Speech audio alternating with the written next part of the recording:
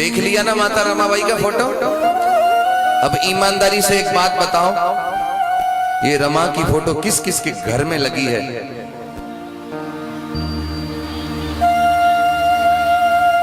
मतलब अगर यहाँ 100% है तो उसमें से केवल 1 या 2% लोगों के घरों में है, वरना बाकी के सबके घर खाली हैं। उस घर में माता रमाबाई की फोटो नहीं है। अच्छा, बात मैं ये पूछना चाहता हूं कि रमा की फोटो आपके घर में क्यों नहीं लगी? क्यों नहीं है आपके घर में फोटो? उसके 2 कारण हो सकते हैं। या तो रमाबाई के जीवन का महत्व तो आपको नहीं पता, इसलिए आपके घर में रमा नहीं है, या महत्व तो पता है तो कहीं रमा की फोटो मिली नहीं शायद, इसलिए नहीं लगा पाया। लेकिन आज मैं आप लोगों को माता रमाबाई के जीवन का महत्व समझाने की कोशिश कर रहा हूं। अगर समझ में आ जाए तो जितने लोग यहां बैठे हैं, मैं ऐसा विश्वास करूं कि प्रत्येक घर में रमा की तस्वीर, रमा की फोटो फिर लग जानी चाहिए, लग जानी चाहिए, ऐसा मेरा विश्वास है। ऐसे जीवन में आई हो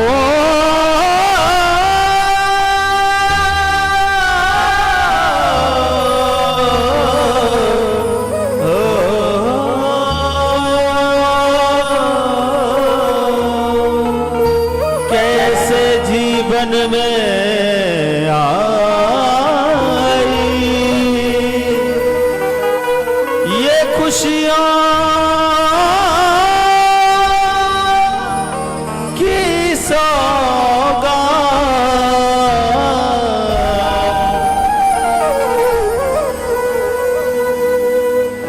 थाम के दिल सुनना सभी, ये दर्द भरी है बात। थाम के दिल सुनना सभी, ये दर्द भरी, ये दर्द भरी है बात। दर्द भरी है बात, अश्क में रोक न पाऊं, रमाबाई का त्याग आज मैं तुम्हें सुनाऊं। रमाबाई का त्याग आज मैं तुम्हें सुनाऊं। आइएगा, पूरा ध्यान लगा करके माता रमाबाई के त्याग दर्शन को श्रवण करें।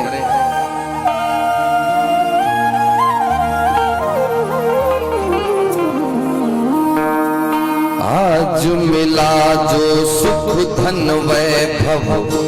और एक बात और है, ताली कोई नहीं बजाएंगे, केवल सुनेंगे, ताली कोई नहीं बजाएंगे।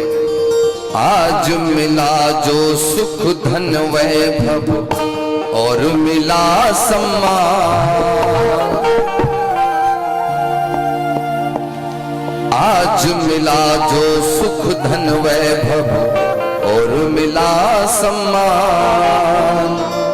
त्याग छिपा है इसमें रमा का, सुन न देकर ध्यान, रमा का त्याग बताऊं, भीम की महिमा गाऊं।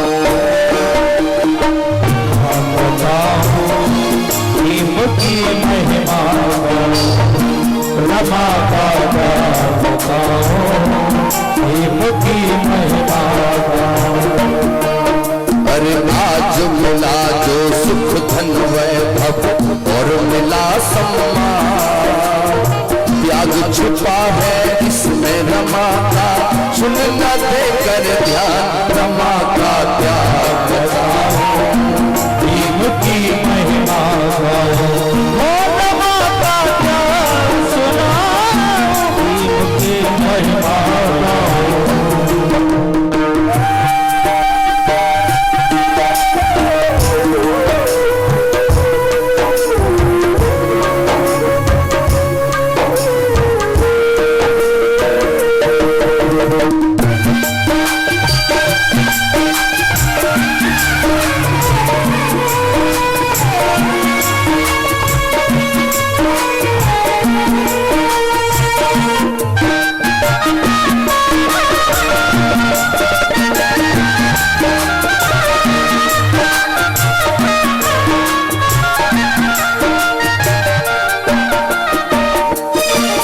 जब मिला बाबा को वजीफा मेरे भीम बड़े हर्षाए। जब मिला बाबा को वजीफा मेरे भीम बड़े हर्षाए। लेके वजीफा भीम जी तब रमा के पास में आए। लेके वजीफा भीम जी तब रमा के पास में आए। परम पूज्य बाबा साहब डॉक्टर अंबेडकर जी को पहली बार श्यावजी राय गायकवाड़ जी से विदेश पढ़ने के लिए 25 रुपया महीना अनुदान मिला। 25 रुपया वजीफा मिला। वो 25 रुपया लेकर के बाबा साहब अंबेडकर अपने घर आए और अपनी पत्नी से क्या बोले हैं सुनिएगा। कहने लगे जब विदेश पढ़ूंगा, कहने लगे जब विदेश पढ़ूंगा, कहने लगे जब विदेश पढ़ूंगा अनुमति रहे रमा का क्या बताऊं भीम की महिमा। ओ रमा का क्या बताऊं भीम की महिमा।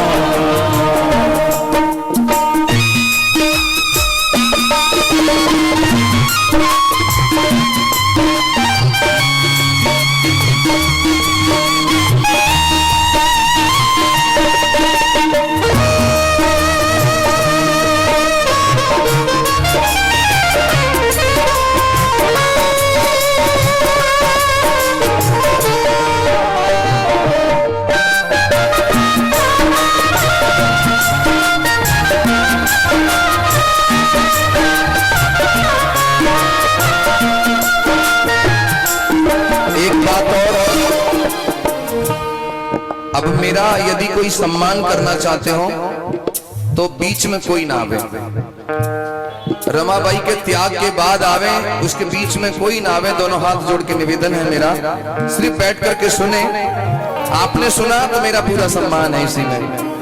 सुनिएगा, जब बाबा साहब अंबेडकर अपनी पत्नी के पास आए 25 रुपया अनुदान लेकर के, कहने लगे रामू, प्यार से रामू कहते थे बाबा साहब, रामू मुझे विदेश पढ़ने का मौका मिल गया है, क्या मैं चला जाऊं विदेश? बाबा साहब की पत्नी मुस्कुराई, साहब आपको विदेश पढ़ने का मौका मिला है। साहब मैं कैसे मना कर सकती हूँ कि तुम विदेश ना जाओ? साहब मेरे दिल की इच्छा तुम चले जाओ विदेश। बाबा साहब कहने लगे रामू, मैं तो ये सोच रहा था कि जैसे ही मैं विदेश का नाम लूंगा और तुम्हारा चेहरा उतर जाएगा, लेकिन तुम मुस्कुरा रही हो, खुश हो रही हो। रामू तुम्हें इस बात की चिंता नहीं है कि अगर मैं विदेश चला जाऊंगा तो हमारे 3 बच्चे हैं, यशवंत, गंगाधर और रमेश, इनका पालन पोषण कौन करेगा? कैसे करोगी इनका पालन पोषण? रमा कहने लगी, साहब आप अपना दिल छोटा मत करिए, साहब मेहनत करूंगी, मजदूरी करूंगी, बच्चों का पेट भर लूंगी, लेकिन आपको पढ़ने का मौका मिल गया है साहब, तो आप विदेश चले जाइए पढ़ने के लिए, क्योंकि मैं मानती हूँ आप एक ऐसे व्यक्ति हैं जो पढ़ करके आएंगे तो दूसरों को पढ़ने के दरवाजे खोल देंगे साहब, इसलिए मेरे मन की इच्छा आप चले जाइए विदेश। धन्य है माता रमाबाई। बाबा साहब अपने पति को विदेश भेज दिया, और जब बाबा साहब विदेश पहुंचे हैं तो क्या हुआ सुनिएगा। अज भीम पढ़ाई की खातिर संघर्ष करे दिन राती, हो भीम पढ़ाई की खातिर संघर्ष करे दिन राती, हो भीम पढ़ाई की खातिर संघर्ष करे दिन राती, हो भीम पढ़ाई की खातिर संघर्ष करे दिन राती। परम पूज्य बाबा साहब जब विदेश में पहुंचे हैं तो इतिहास बताता है कि बाबा साहब 18 घंटा पढ़ते हैं। विदेश में रहकर के 18 घंटा बाबा साहब पढ़ाई करते हैं, और शिक्षा को इतना महत्व देते हैं कि जो पैसा है वो पढ़ाई में लगे, किताबों में लगे। अगर भूख लग रही हो बाबा साहब को, अगर कोई किताब अच्छी लग गई तो बाबा साहब खाना छोड़ देते हैं, किताब खरीद लेते हैं। 18 घंटे बाबा साहब पढ़ते हैं। इधर घर में माता रमाबाई भी बड़ी मेहनत कर रही हैं, बाबा साहब पढ़ाई के लिए संघर्ष कर रहे हैं, इधर घर में रमाबाई क्या कर रही है सुनिए। हो भीम पढ़ाई की खातिर संघर्ष करे दिन राती। भीम पढ़ाई की खातिर संघर्ष करे दिन राती। घर में रमा और बच्चे पर चले दिया ना बाती। घर में रमा और बच्चे पर चले दिया ना बाती। रमाबाई मुंबई की गलियों में मेहनत और मजदूरी करके अपना परिवार पालने का काम कर रही है, लेकिन फिर भी अरे काहू दिन रोटी मिल जावे तो, काहू दिन रोटी मिल जावे तो, काहू दिन रोटी मिल जावे तो, काहू दिन मिल जाए साग रमा का ध्यान रखाओ। भीम की महिमा गाओ, रमा का ध्यान रखाओ। भीम की महिमा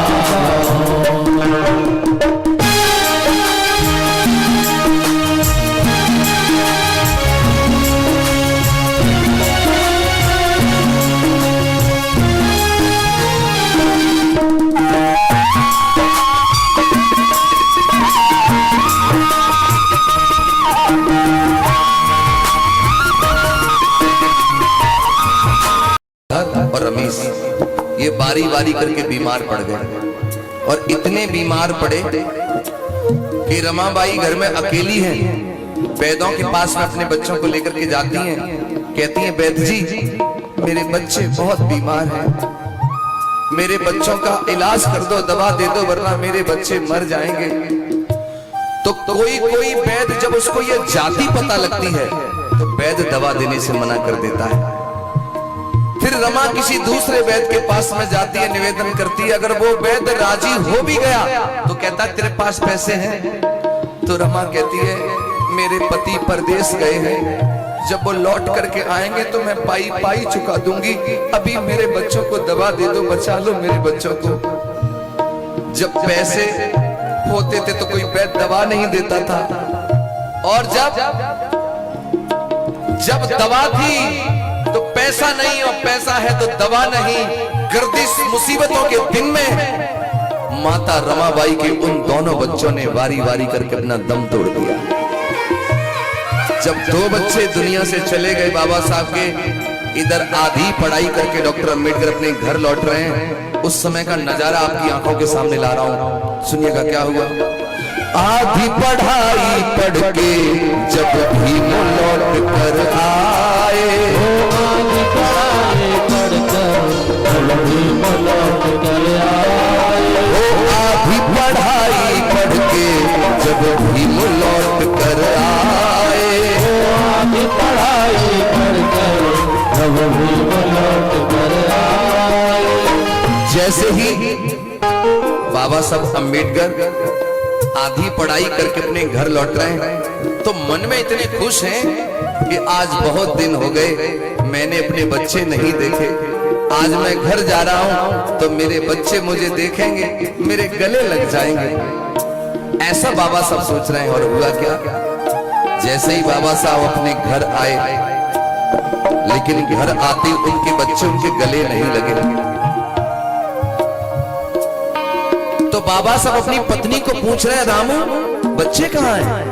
अरे जब भी हम आते थे तो हमारे गले लग जाते थे, बच्चे नहीं दिख रहे।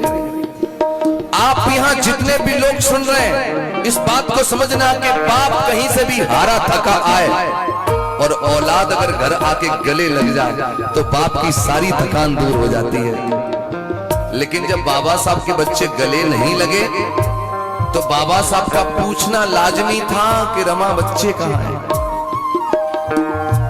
जैसे ही बाबा साहब ने ये पूछा, एकदम रमा की आंखों में आंसू भर आए, और जब आंसू भर आए तो बाबा साहब अपनी पत्नी की आंखों के आंसू देख करके बोले, रामू रामू तुम मुझसे कुछ छुपा रही हो, क्या बात है रामू बताओ ना। तो एकदम हिलकी सी भर गई रमा की, रोने लगी रमा। बाबा साहब कह रहे रमा बताओ तो सही क्यों। रमा रो करके बोली है अपने पति से, क्या दो दुख में गुजर गए बच्चे, यूं रमा ने बोल सुनाए।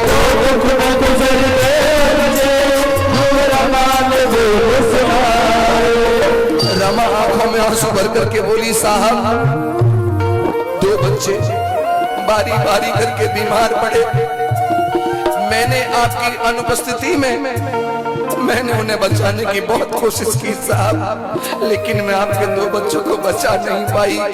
और रो रही है, कह रही है अरे कोशिश की मैंने बहुत साहब जी, कोशिश की मैंने बहुत साहब जी, तो छोड़ गए प्राण रमा का क्या बताऊं, इनकी महिमा ओ रमा का क्या सुनाऊं, इनकी महिमा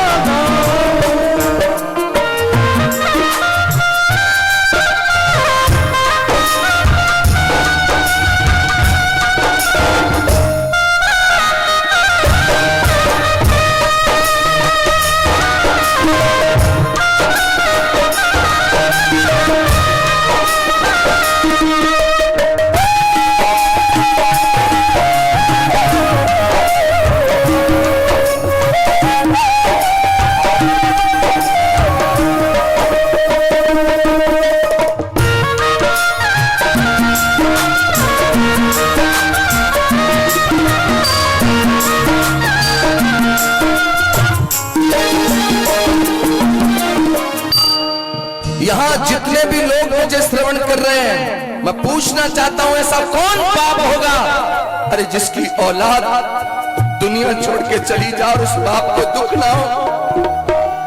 तो आप क्या अंदाजा लगा रहे कि डॉक्टर बाबा साहब अम्बेडकर के जब 2 बच्चों का समाचार उन्हें मिला कि बच्चे दुनिया में नहीं रहे, तो डॉक्टर बाबा साहब को दुख नहीं हुआ होगा? बहुत दुख हुआ बाबा साहब अम्बेडकर को।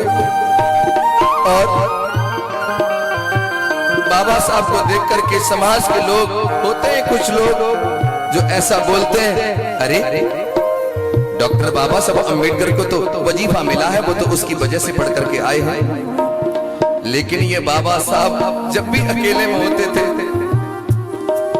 आंखों में आंसू भर भर के ये सोचते थे, समाज के लोगों तुम क्या समझोगे मेरी पढ़ाई की कीमत? अरे वो अनुदान, वो वजीफा कीमत नहीं है।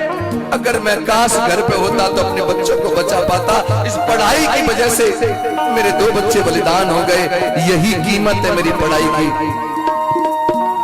लेकिन आप लोग ये भी जानते हो, हमारे घर में यदि कोई मर जाए और हम अगर उसके साथ मरने की कोशिश भी करें, तो ना ये परिवार ना ये समाज हमें मरने नहीं देता। बाबा साहब को सारे लोग समझाते हैं, डॉक्टर अम्बेडकर धैर्य धारण करो, और बाबा साहब फिर धीरे धीरे कर अपनी जिंदगी को जीने लगते हैं। धीरे धीरे करके वक्त ने करवट लिया, और क्या हुआ, बाबा साहब अम्बेडकर के एक मित्र जिनका नाम था नवल भटेना जी, वो डॉक्टर अम्बेडकर से आकर के मिले।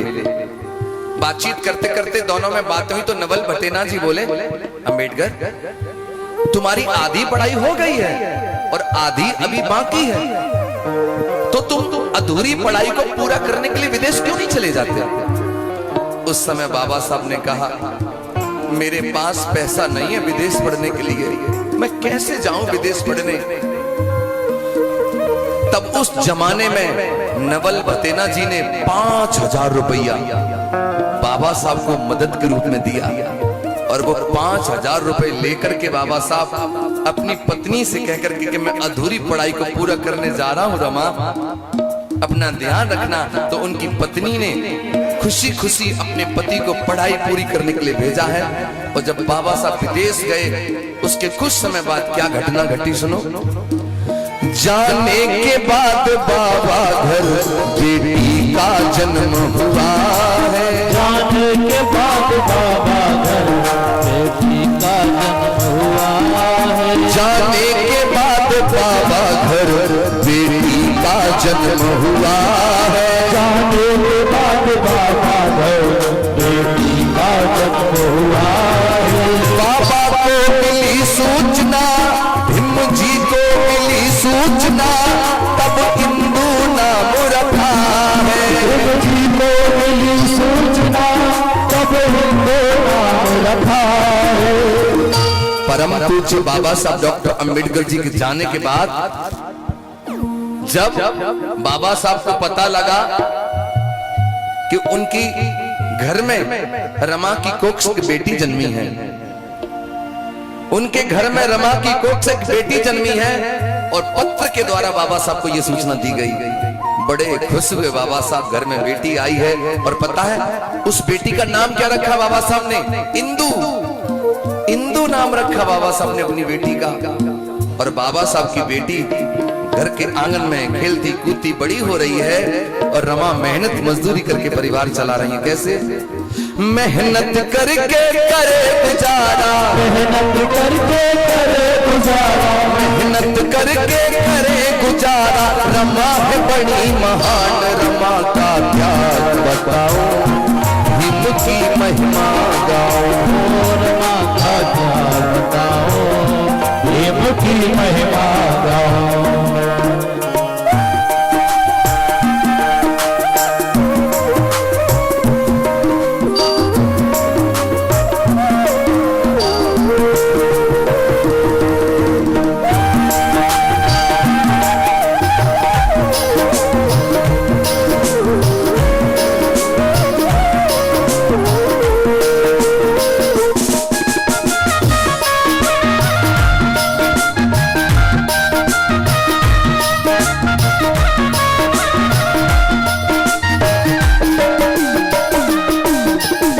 आज बाबा साहब अम्बेडकर की बेटी यानी रमा की बेटी धीरे धीरे करके कितने महीने की हो गई?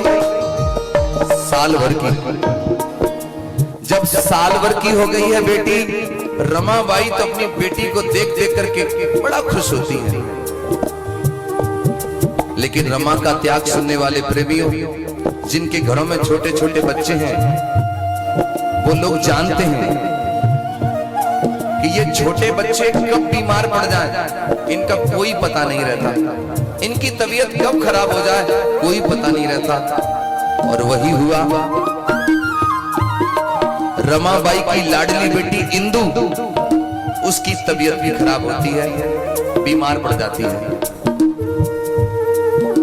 जिस मां के पहले ही बीमारी से 2 बच्चे मर चुके हों और घर में कोई तीसरा बीमार पड़ जाए तो बड़ा डर लगने लगता, हाय इसे कुछ हो ना जाए। रमाबाई सोच रही है कि मैं अपनी बेटी को कुछ नहीं होने दूंगी। रमा सोच रही है मेहनत करूंगी, मजदूरी करूंगी और पैसा इकट्ठा करूंगी, अच्छे वैद्य को दिखाऊंगी, लेकिन बेटी को कुछ नहीं होने दूंगी। रमाबाई मेहनत मजदूरी करके पैसा इकट्ठा कर रही है, बीमार बेटी है उसको ठीक कराना चाहती हैं। लेकिन हुआ क्या? एक दिन की घटना रमा के जीवन में ऐसा हुआ। क्या हुआ? मजदूरी कर घर लौटी, बाबा का पत्र मिला है। जब मेहनत करके लौटी, बाबा का पत्र मिला है। वो मेहनत कर घर लौटी, भीम जी का पत्र मिला है। मेहनत करके लौटी, भीम जी का पत्र मिला है। खर्च हुए मेरे पैसे, भीम जी ने उसमें लिखा है। खर्च हुए मेरे पैसे, भीम जी ने उसमें लिखा है। रमाबाई जैसे रोज जाती थी मेहनत मजदूरी के लिए, वैसा घर लौटी और घर आते किसी ने कह दिया रमा को कि माता साहब का पत्र आ गया है। आज जमाना मोबाइल फोन का है, उस जमाने में जब चिट्ठी आती थी तो बड़ी खुशी होती थी। तो रमा को जैसे पता लगा कि चिट्ठी आई है, पति का पत्र आया है, रमा क्या करती हैं? तुरंत हाथ मुंह धोती हैं और पत्र को हाथ में लेती हैं, फाड़ती हैं। थोड़ा थोड़ा पढ़ना सीख गई थी तो खोल करके पढ़ती हैं। जैसे पत्र खोला, मुस्कुरा रही है रमा, हंस रही है और पढ़ने लगी। क्या लिख रहे हैं बाबा साहब? रामू, मैं तो यहां सकुशल हूं, अच्छा है, लेकिन उम्मीद करता हूं रमा तुम भी घर पे अच्छी होगी। आगे बाबा साहब लिख रहे हैं, रामू लेकिन यहां विदेश में एक समस्या आ गई है, एक परेशानी सामने खड़ी हो गई है। क्या? कि मैं जो 5,000 रुपए लेकर के आया था वो धीरे धीरे करके मेरी पढ़ाई में सारे पैसे खर्च हो चुके हैं और अभी मेरी पढ़ाई में कुछ कमी बाकी है, कुछ और पैसों की जरूरत पड़ रही है रमा। यहाँ मैं यहाँ विदेश में हूँ रमा, मैं किसी से मांग नहीं सकता। अगर हो सके तो रामू कुछ पैसों का इंतजाम करवा करके और तुम मुझे भेज दो ताकि मेरी मेहनत, मेरी पढ़ाई पूरी हो जाए। जो रमा अभी पत्र को देख करके पढ़ रही थी, मुस्कुरा रही थी, पढ़ते पढ़ते रमा रोने लगी। आंखों में आंसू गिरने आ गए और आंखों से आंसू गिरने लगे। अब आप लोग अंदाजा लगा रहे होंगे कि अभी जो रमा मुस्कुरा मुस्कुरा के पत्र पढ़ रही थी, ऐसा क्या हुआ कि रमा पढ़ते पढ़ते रोने लगी। रमा एक नजर तो अपने पत्र पे डालती है और एक नजर बीमार बेटी पे डालती है। आंखों में आंसू भर के रोती है, ये सोच के रोती है कि आज कैसी घड़ी आ गई मेरे जीवन में। मैंने मेहनत मजदूरी करके अपनी बेटी का अच्छा इलाज करवाने के लिए मैंने पैसे इकट्ठे किए हैं ताकि मेरी बेटी का इलाज हो पाए, और इसी टाइम मेरे पति का पत्र आ गया है, वो पैसे मांग रहे हैं। अब मैं क्या करूं? जो मैंने बेटी के इलाज के लिए पैसे इकट्ठे किए हैं, मैं क्या करूं? इन पैसों को बेटी के इलाज में लगा दूं या इन पैसों को पति की पढ़ाई में लगा दूं? रमा सोच रही है, अगर मैंने ये पैसे आज अपनी बेटी के इलाज में लगा दिए तो मेरी बेटी तो बच जाएगी, लेकिन मेरे पति की मेहनत, उनकी पढ़ाई सब बेकार चली जाएगी। और यदि ये पैसे मैंने अपने पति की पढ़ाई में लगा दिए तो मेरे पति की पढ़ाई तो हो जाएगी, लेकिन मेरी बेटी मर जाएगी। अब मुझे कोई बताए मैं क्या करूं ऐसी स्थिति में। ये सोच सोच करके रमा रो रही हैं। जितने भी लोग सुन रहे हैं, आप अंदाजा लगाओ, ऐसी घड़ी किसी माँ के सामने आएगी तो कोई माँ क्या करेगी? मेरा ऐसा मानना है कि हर माँ पहले अपनी बेटी ही बचाएगी, लेकिन रमा ने ऐसा नहीं किया। रमा ने रो रो करके निर्णय लिया और सारे पैसे रमा ने इकट्ठे किए और अपने पति को भेजने का मन बना लिया। रमा ये सोचती है कि अगर आज ये पैसे मैंने अपने पति को भेज दिए और मेरी बेटी का इलाज नहीं हो पाया तो आज केवल एक बेटी मरेगी, आज केवल एक बेटी मरेगी और वो बेटी है मेरी इंदु। लेकिन अगर मेरे पति की पढ़ाई रुक गई तो पता नहीं भारत में कितनी बेटियां मर जाएंगी, इसका कोई अंदाजा नहीं लगा पाएगा। तो एक बेटी के पीछे मैं करोड़ों बेटियों को बलिदान नहीं होने दूंगी। रमा जानती थी कि मेरे साथ पढ़ के आएंगे तो तमाम बेटियों को पढ़ने के अवसर मिलेंगे, दरवाजे खुल जाएंगे। तो एक बेटी के पीछे मैं करोड़ों बेटियों को बलिदान नहीं कर सकती। सारे पैसे इकट्ठे किए, पति को भेज दिए और बेटी का इलाज नहीं हो पाया। धर्म प्रेमियों, बीमार बेटी ने घर के आंगन में दम तोड़ दिया। तब समाज के लोगों से मैं कहना चाहता हूं, क्या दूसरों के लिए कोई अपनी औलाद बलिदान करता है क्या? लेकिन धन्य है माता रमाबाई जिसने समाज के लिए अपनी औलाद निछावर कर दी। और कहना, आपकी खातिर रमान देखो, आपकी खातिर रमान देखो, आपकी खातिर रमान देखो, आपकी खातिर रमान देखो। बेटी की बलिदान रमा का क्या बताओ, भीम की महिमा गाओ, रमा का क्या बताओ, भीम की महिमा गाओ।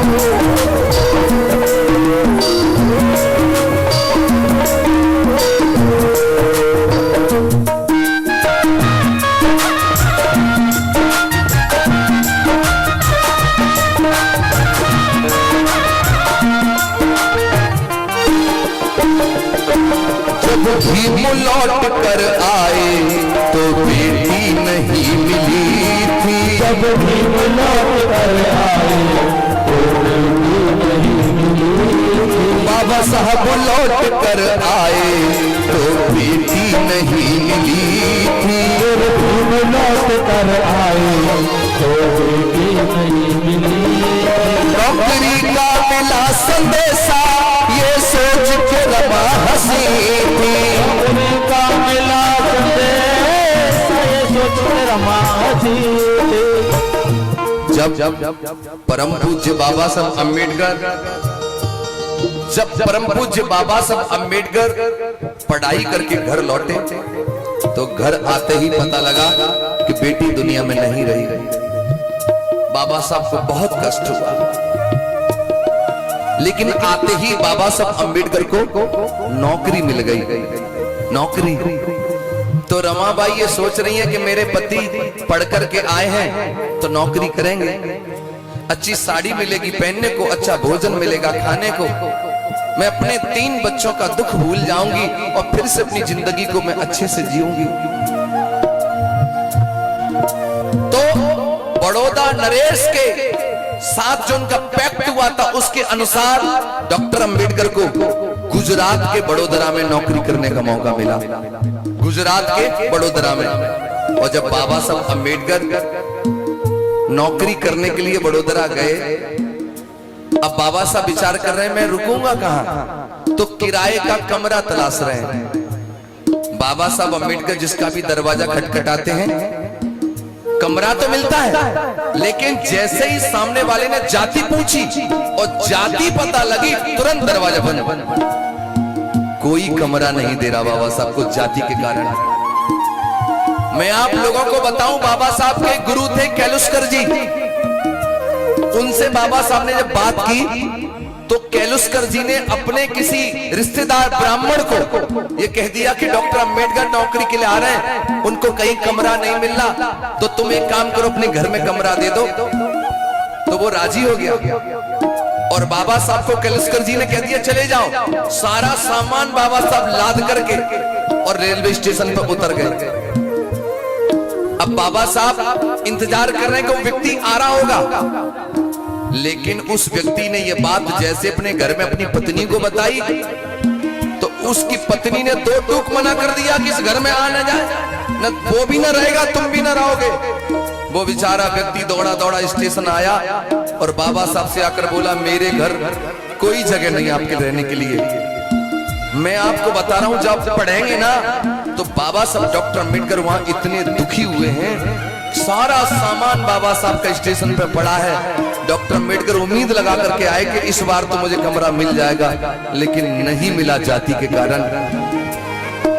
तब ये बाबा साहब अंबेडकर एक धर्मशाला में रुक गए और धर्मशाला में रुक गए तो ये नौकरी के लिए बाबा साहब पहले दिन ऑफिस गए, दफ्तर गए।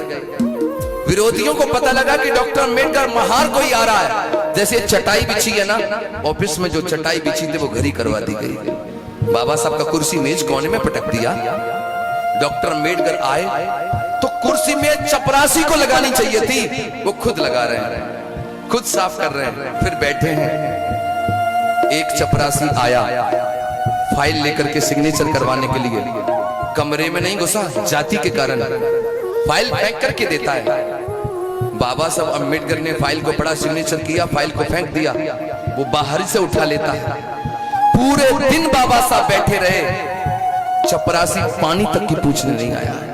और ये बाबा साहब के साथ एक दिन नहीं, लगातार 10 दिन ये बाबा साहब के साथ हुआ। 11वें दिन जिस धर्मशाला में बाबा साहब रुके थे, रात्रि का समय है, कुछ लोग लाठियां और डंडे लेकर के आए और बाबा साहब का सारा सामान रात्रि में उठा करके रोड पे फेंक दिया, सड़क पे फेंक दिया और कहा डॉक्टर अंबेडकर तुम किसकी परमिशन से यहाँ रुके, तुमने पूरी धर्मशाला दूषित कर दी, निकल जाओ बाहर। उस रात बाबा साहब कहते हैं मुझे केवल आज रुक जाने दो, आज की रात रुक जाने दो, मैं सवेरा होते ही अपना इंतजाम कर लूंगा। लेकिन विरोधियों ने एक न मानी, बाबा साहब की सारा सामान रोड पे पटक दिया। उस रात बाबा साहब की आंखों में आंसू थे, ये सोच रहे थे मैं इतना पढ़ा लिखा व्यक्ति, जब ये लोग मेरे साथ ऐसा सलूक करते हैं तो मेरी भोली भाली समाज के साथ ये क्या क्या जुल्म और अत्याचार नहीं करेंगे। डॉक्टर अंबेडकर ने उस रात्रि वृक्ष के नीचे बैठ करके 23 सितंबर सन 1917 की बात है ये मेरे भाइयों, कसम उठाई बाबा साहब अंबेडकर ने, आज के बाद जीवन में कभी नौकरी नहीं करूंगा, नौकरी नहीं करूंगा जीवन में कभी। आज से अपना पूरा जीवन अपनी समाज के कल्याण के लिए लगाऊंगा, उत्थान के लिए लगाऊंगा, और जब तक तन में सांस रहेगी तब तक अपनी समाज को ऊंचा उठाने का काम करूंगा। और बाबा साहब ऐसा कह रहे हैं, अगर मैं ऐसा नहीं कर पाया तो बाबा साहब कहते किसी को मुंह नहीं दिखाऊंगा।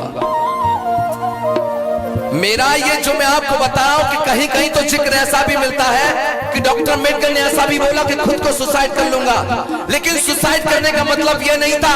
डॉक्टर अंबेडकर का संकल्प देखिएगा, बाबा साहब कह रहे हैं कि मुझे अपना जीवन प्यारा नहीं, समाज के लोग प्यारे हैं, इनको मैं आगे ले जाऊंगा। ऐसा आज तक तुम्हारे लिए इस दुनिया में कोई पैदा ना हुआ जो तुम्हारे भविष्य के लिए चिंता करता। घर आकर के कह दिया मैं नौकरी नहीं करूंगा रमा। अरे कोई पत्नी होती तो दिल टूट जाता, लेकिन धन्य है माता रमाबाई, बाबा साहब को कहा कि तुम्हारे साथ कदम से कदम मिला के चलूंगी, आप बिल्कुल भी उदास मत होइए साहब। और बाबा साहब ने क्या कहा, ना करो नौकरी कहा भी, ना करो नौकरी कहा भी, देश पतू का जान रमा का मुखी मेहमान रमा का जान मुखी मेहमान।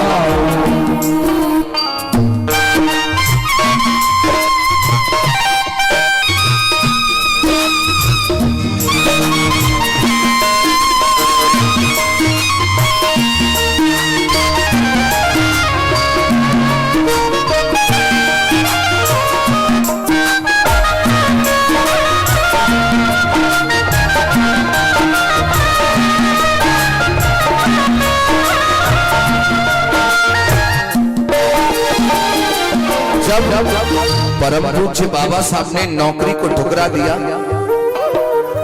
अब उन्हें अपना घर परिवार तो चलाना था, तो कैसे चलाएं बाबा साहब अपना घर, क्या करें बाबा साहब। तब बाबा साहब ने उन दिनों वकालत करना प्रारंभ कर दिया और कोर्ट जाने लगे बाबा साहब। अब सुनिए क्या हुआ, अब करे वकालत बाबा कोई केस नहीं मिलता है, अब करे वकालत बाबा कोई केस नहीं मिलता है। हालात बिगड़ गए घर के तब घर में फूल खिलता है, हालात बिगड़ गए तब घर में फूल खिलता है। बड़े खुशी की बात है, डॉक्टर अंबेडकर के जीवन में जितना दुख है, एक घड़ी ऐसी भी आई बाबा साहब कोर्ट जाने लगे। और जब कोर्ट जाते थे तो बाबा साहब कहते हैं कि उन दिनों बाबा साहब के इतने गर्दिश के दिन आ गए, मुसीबत के दिन आ गए कि जाति के कारण कोई केस लेकर के नहीं आता था। तो बाबा साहब खुद अपनी कलम से लिखते हैं कि उन दिनों मैं 100 रुपए महीने का नहीं कमा पाता था। बाबा साहब लिखते हैं 100 रुपए महीने का नहीं कमा पाते थे बाबा साहब, और उन्हीं गर्दिशों के दिन में रमा की कोख से उम्मीदों की किरण बनके एक बेटे ने जन्म लिया, और उसका नाम बाबा साहब ने रखा राज रतन। क्या रखा? राज रतन। यहां जितने भी लोग बैठे समझने की कोशिश करें कि जिन पति पत्नी की औलादें लगातार मरती रहें तो अगली संतान को जन्म वो ये सोच करके देते हैं शायद ये मेरे जीवन का सहारा बनेगी। तो ऐसे ही बाबा साहब के जीवन में उम्मीदों की किरण बनके एक बेटा आ गया, और बाबा साहब ने उसका नाम राजरतन रखा है। और बाबा साहब अपनी पत्नी को जब अपने बच्चे को गोदी में लेकर के प्यार करते हैं तो अपनी पत्नी को मुस्कुरा के कहते हैं रामू देख लेना ये हमारा बेटा देश की गद्दी पदार्थ करेगा। और क्या होता है, लिखते हैं बाबा साहब, राज रतन था बहुत ही प्यारा, राज रतन था बहुत ही प्यारा, राज रतन था बहुत ही प्यारा, अरे कहते भीम महान रमा का बताऊं, भीम की महिमा रमा माता बताऊं, भीम की महिमा गाऊं।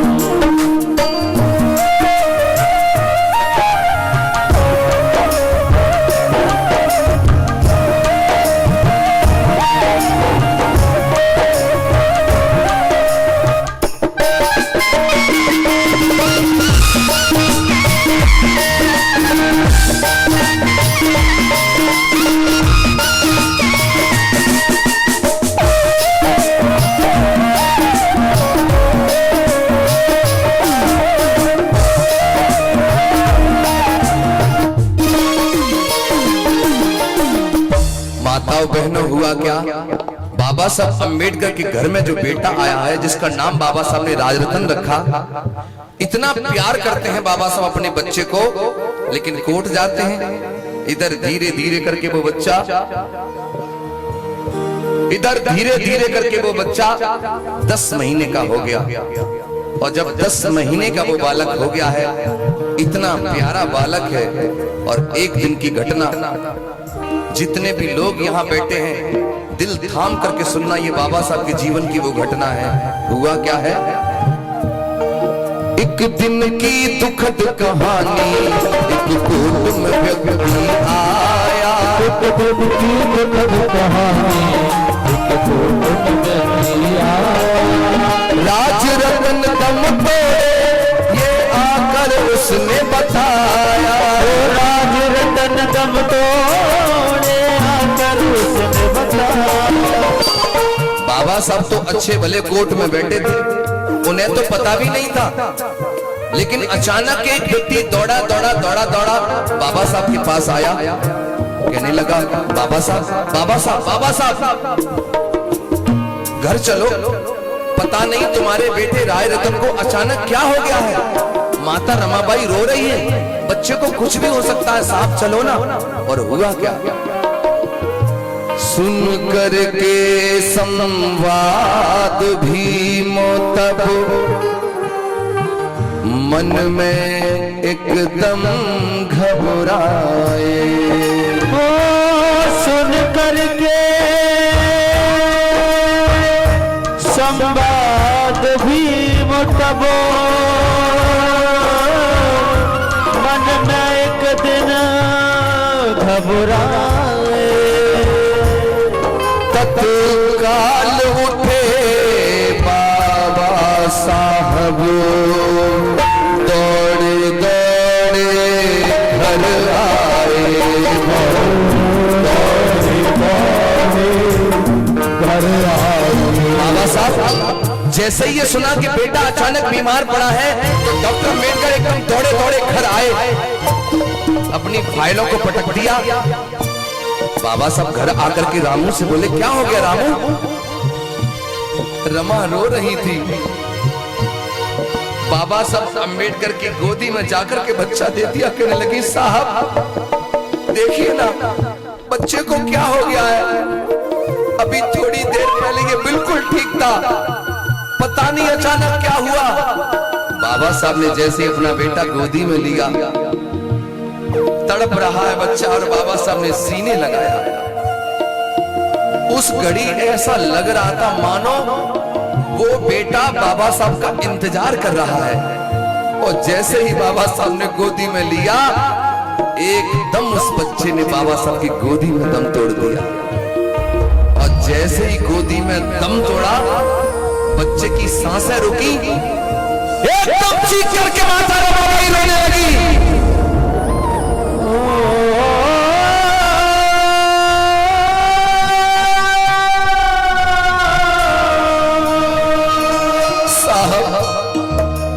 साहब बस करो, इस समाज सेवा की खातिर मेरे 4 बच्चे मर गए साहब, अब रमा रो रही है।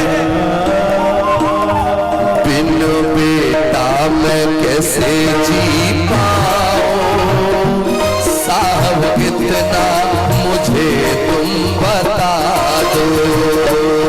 बिन बेटा मैं कैसे जी पाऊं, साहब कितना मुझे तुम बता दो। बेटा किसको बुलाऊं साहब इतना मुझे तुम बता दो।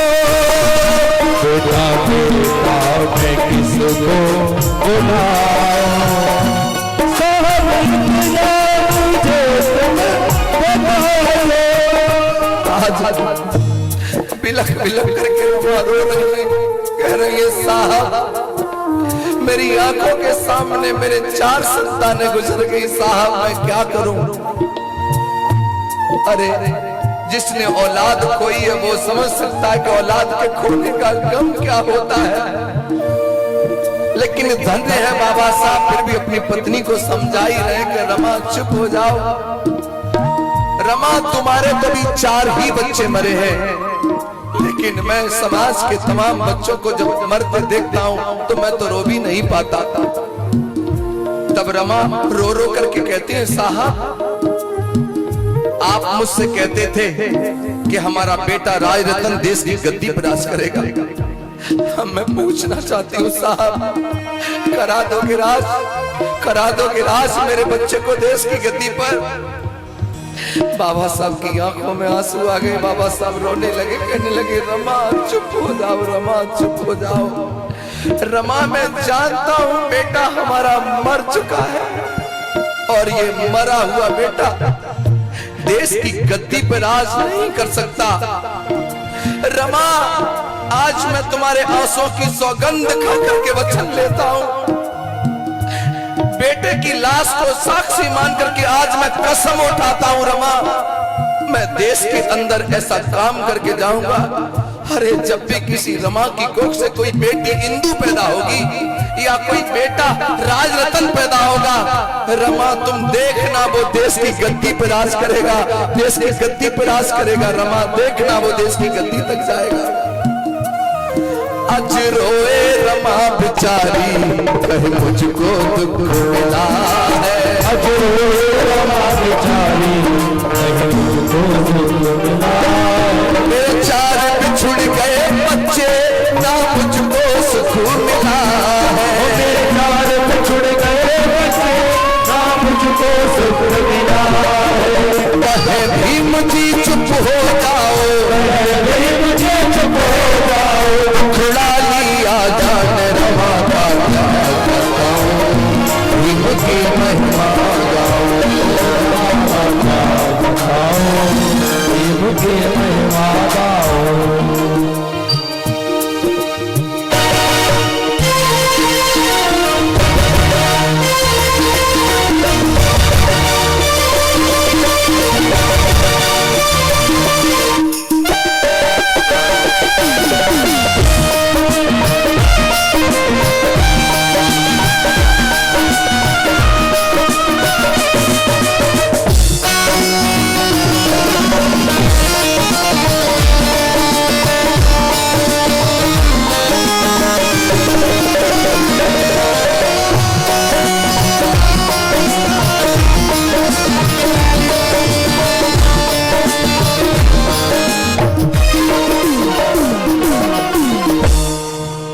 परम पूज्य बाबा साहब डॉक्टर अंबेडकर जी के 4 बच्चे दुनिया से चले गए, एक बेटा बचा बाबा साहब का और रमा। लेकिन डॉक्टर अंबेडकर क्या करते हैं, अपनी पत्नी को जो बाबा साहब ने वचन दिया है ना, उस वचन को निभाने के लिए बाबा साहब दिन रात मेहनत और संघर्ष करने लगे हैं। क्यों? क्योंकि बाबा साहब आपके चेहरों पे खुशियां देखना चाहते हैं, मुस्कुराहट देखना चाहते हैं, आपको कामयाब देखना चाहते हैं, आपको बाबा साहब उस गद्दी पर देखना चाहते हैं। जब डॉक्टर बाबा साहब अंबेडकर तुम्हारे लिए लड़ाई लड़ रहे थे, संघर्ष कर रहे थे, उन दिनों बाबा साहब के जीवन में कुछ ऐसा हुआ, पग पग पे साथ देने वाली माता रमाबाई, उनकी जीवन संगिनी रमा 6 रोग की शिकार हुई और बाबा साहब अंबेडकर को इस दुनिया में 27 मई सन 1935 में 37 वर्ष 3 महीना और 20 दिन की होकर के सदा सदा के लिए बाबा साहब को छोड़ करके दुनिया से चली गई। अकेले रह गए बाबा साहब और एक बेटा बचा केवल, बड़ा वाला यशवंत। बाबा साहब अपने बड़े बेटे की भी चिंता भूल गए, क्योंकि बाबा साहब को अपने बेटे से कई ज्यादा चिंता तो आप लोगों की थी। बाबा साहब डॉक्टर अंबेडकर जीवन में जो हासिल किए बाबा साहब अपनी समाज को देना चाहते थे, और ऐसी घटना घटी मेरे भाइयों। हुआ क्या, बाबा साहब अंबेडकर के हाथों में कलम आई, देश का संविधान लिखने का मौका बाबा साहब को मिला, तो बाबा साहब ने अपनी पत्नी को दिया हुआ वचन निभाया। जो जीवन में हासिल किया, शिक्षा, मान सम्मान, धन दौलत, वोट का अधिकार, आरक्षण, शिक्षा का अधिकार, जो जीवन में बाबा साहब ने हासिल किया पाया, बाबा साहब ने उसकी एक विरासत लिखी, एक वसीयत लिखी। और जानते हो उस वसीयत में किसका नाम लिखा? आप में से कोई बाप होता तो अपनी औलाद का नाम लिख देता, लेकिन उस वसीयत नामे में बाबा साहब अंबेडकर अपनी औलाद का नाम न लिख करके उस वसीयत में बाबा साहब तुम्हारा नाम लिख गए। जानते हो वसीयत क्या है? इसमें सब कुछ आपके नाम में डॉक्टर अंबेडकर लिख करके गए हैं। वो वसीयत कुछ और नहीं, वो वसीयत है भारत देश का संविधान। जब तक संविधान है तब तक तो आप लोगों को सारे हक और अधिकार सुरक्षित हैं, और संविधान नहीं तो ना ये कथा हो सकती है ना मैं गा सकता हूं। चंद लोग आकर के ऐसे आयोजन को यूं मिनटों में रुकवा सकते हैं। पावर है संविधान की, ताकत है संविधान की। नौकरी करते हो तो संविधान, अच्छे कपड़े पहनते हो तो संविधान, पक्के मकान में रहते हो तो संविधान, बोलने की आजादी तो संविधान, चैन और सुकून से, मान सम्मान से जीने का जो अधिकार दे रहा है वो है संविधान। लेकिन ये बाबा साहब जब इनका शरीर धीरे धीरे करके जर्जर होने लगा, 18 मार्च सन 1956 का वो दिन आया जब बाबा साहब अंबेडकर आगरा की धरती पर आए। 18 मार्च सन 1956 में बाबा साहब अंबेडकर लाल किले के सामने जो मैदान है आपका, जिसको आप रामलीला मैदान कहते हैं, उसी मैदान में बाबा साहब आए। हमारे लिए वो भीम मैदान है, लेकिन डॉक्टर अंबेडकर उसी 18 मार्च 1956 को जब आगरा में आए, आपने बाबा साहब का ये अंतिम भाषण अगर पढ़ा हो तो सब किताबों में यही लिखा कि बाबा साहब वहां आकर के रोए थे। रोने का मतलब बाबा साहब की आंखों में आंसू थे, और रो रो करके बाबा साहब ने ये कहा था, ऐ मेरे गरीबों, ऐ मेरे बहुजनों, मेरी समाज के लोगों, मैंने अपना पूरा जीवन लगाकर अपने 4 बच्चे, अपनी पत्नी, पूरा परिवार मैंने दांव पे लगा करके, पूरी जिंदगी भर मैंने अपमान सहन करके आप लोगों को मैंने यहां तक ला करके खड़ा किया है। अगर हो सके तो इस कारवां को आगे बढ़ाना, लेकिन इसे कभी पीछे मत जाने देना। बाबा साहब ने ये रो रो करके बात कही। बाबा साहब ने वहां यह भी कहा था कि मुझे कुछ चंद लोगों ने, कुछ पढ़े लिखे लोगों ने मुझे धोखा दिया। बाबा साहब ने जो अपनी मेहनत से, अपने पैसे से जो लोग विदेश भेजे थे पढ़ने के लिए, और ये सोच बाबा साहब ने बनाई थी कि ये पढ़ करके आएंगे तो समाज में कुछ काम करेंगे, लेकिन वो लोग पढ़ करके आए, केवल अपने परिवार, अपने बीवी और अपने बच्चों तक सीमित रह गए, भूल गए बाबा साहब का मिशन और बाबा साहब का मूवमेंट, बाबा साहब का कारवां। लेकिन धम्म प्रेमियों, हुआ क्या,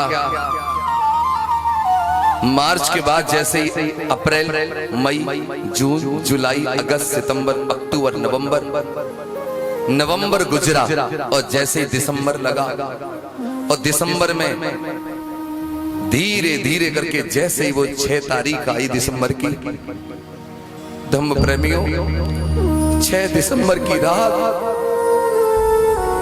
दुनिया को जगाने वाला वो मसीहा हमारे लोगों के बीच में नहीं रहा। सदा सदा के लिए बाबा साहब डॉक्टर अंबेडकर आंखें मूंद करके हमसे दूर हो गए, हमें अकेला छोड़ करके चले गए, और उनका कारवां यूं ही रुक गया, यूं ही रह गया। डॉक्टर बाबा साहब अंबेडकर उसी दिसंबर के महीने में 16 तारीख को मुंबई में 10 लाख लोगों से अधिक लोगों के साथ में बाबा साहब धम्म दीक्षा का कार्यक्रम करने की पूरी तैयारी बाबा साहब कर चुके थे, लेकिन ये 6 दिसंबर की रात मेरे ऐसी आई, उस मसीहा को सदा सदा के लिए हमसे दूर कर गई और बाबा साहब का कारवां वहीं की वहीं ठहर गया। जब ये बाबा साहब के जीवन की कहानी पहली बार जब मैंने पढ़ी, सुनी, जानी, उस रात मुझे बहुत कष्ट हुआ।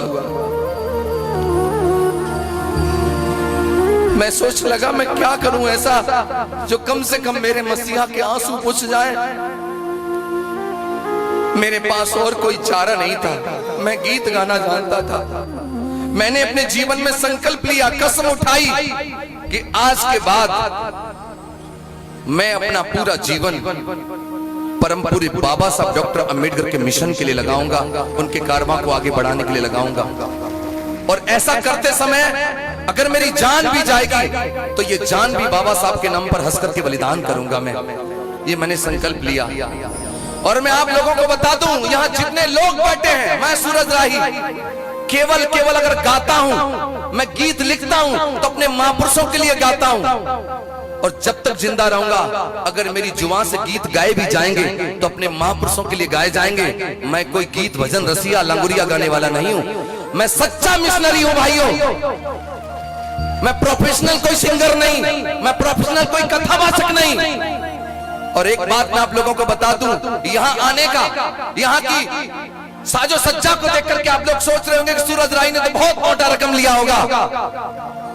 बड़ी ईमानदार है यहाँ की कमेटी। जब मैं मेरे से इस कथा के बारे में बात हुई तो यहाँ आने का पैसा मैंने नहीं मांगा, इस कमेटी ने ही तय किया था कि हम इतना आपको दे पाएंगे, लेकिन आपको कथा करनी है। यहाँ जो कमेटी दे रही है वो और लोगों के अपेक्षा थोड़ा ज्यादा दे रही है, मैं आपको बताऊं। लेकिन मुझसे तो वो लोग भी बात करते हैं जिनके पास पैसा कम होता है। किसी के पास 35,000 है, किसी के पास 30,000, किसी के पास 20,000 है। तब भी मैं जाता हूं, लेकिन मैं तब कैसे जाता हूं, जो मेरे साथ में मेरी टीम बजा रही है ना, इन लोगों से निवेदन करता हूं मैं। लेकिन मैं धन्यवाद करता हूं अपनी पूरी टीम का। दिवाकर समाज में पैदा हुए विकास भाई, उनके छोटे भाई उनके साथ में हैं। संत गाडगे जी महाराज के पुरखों में इनके पुरखे हैं, इनके अंदर भी वो बात है। लेकिन ये जब भी इन्हें मौका मिलता है तो मेरी बात को समर्थन करते मेरे कार्यक्रम में आते हैं। सोनू जी साक्य समाज से हैं, मेरे साथ तबला बजा रहे हैं। इधर हमारे अवधेश जी हैं, भैया जी हैं बेंजो पर, मुरैना से आए चल करके सेवा कर रहे हैं आप लोगों के बीच में। मेरे भाइयों, मैं आप लोगों से सिर्फ ये निवेदन करना चाहता हूं, अगर आप मुझे कुछ नहीं देंगे मैं तो तब भी ये काम करूंगा, तब भी करूंगा मैं। तुम नहीं दोगे तब भी मैं करूंगा, क्योंकि मेरे जीवन का संकल्प है, तुम्हारा संकल्प नहीं है। लेकिन मैं आपसे इसलिए कहता हूं, अगर मेरे जैसे सूरज राही को तुम मजबूत कर दोगे तो जो ताकत आज मुझ में है शायद इसकी दोगुनी ताकत होकर के मैं ऐसो आराम की जिंदगी नहीं जीना चाहता। जितनी ताकत अगर मुझे समाज से मिलेगी तो जो मेहनत अभी मैं कर रहा हूं इसकी 4 गुनी मेहनत करूंगा और पूरे देश के अंदर सोए हुए समाज को जगाने का काम करूंगा, बाबा साहब के मिशन को बढ़ाने का काम करूंगा। और तब अंतिम लाइनों में माता रमाबाई के लिए शब्द कहूंगा, ये दुनिया त्याग के किससे, ये दुनिया त्याग के किससे, तुम्हें जब जब सुनाएगी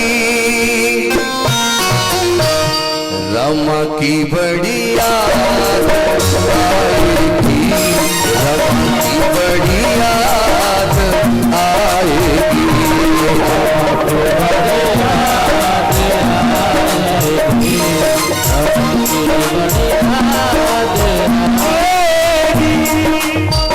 मेरे साथ में मेरी पूरी टीम, मेरे शिष्य प्रशांत कमली जी, हमारा लकी भतीजा, ये पूरी टीम, पूरी यूनिट, मैं चाहता हूं एक बार इनके सम्मान में आपकी जोरदार तालियां जरूर बजनी चाहिए।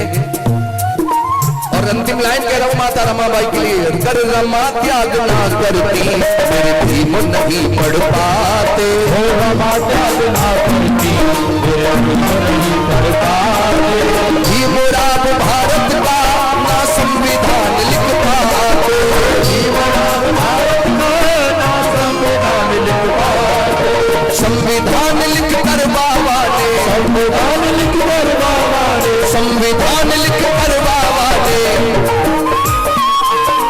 हमको भी पहचान, रमा का क्या बताओ प्रेम की महिमा, रमा का क्या बताओ प्रेम की महिमा।